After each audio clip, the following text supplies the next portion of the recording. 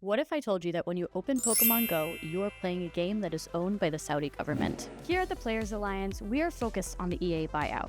Not because we like EA, but because the EA deal is actually just the latest move in a much larger and more deliberate plan by the Saudi Public Investment Fund, that's been years in the making. Most gamers have no idea how far along it already is. So here's the story.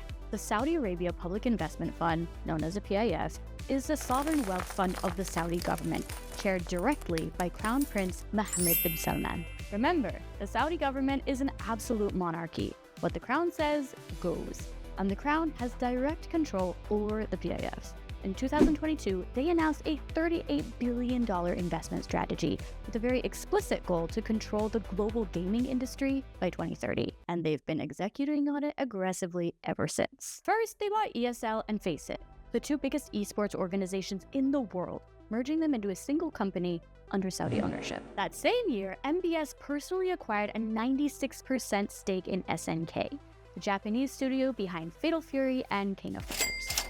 They also took stakes in Nintendo, Capcom, and Take-Two Interactive.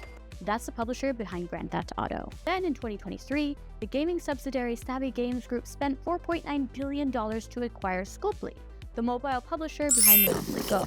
2 years later, Scopely turned around and bought the gaming division of Niantic, including Pokémon Go, for another $3.5 billion. That's why when you open Pokémon Go today, you are playing a game that is ultimately under the control of the Saudi government. And now they want EA. The $55 billion deal would give the PIF a 93% controlling stake in one of the largest publishers in the world, putting franchises like Battlefield, The Sims, Madden, and EAFC under Saudi control.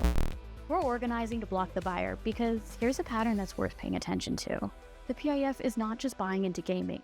They're systematically acquiring the infrastructure of the industry, from esports to mobile, and now to major publishers, as a part of a crown-directed strategy to position Saudi Arabia as the dominant force in global gaming.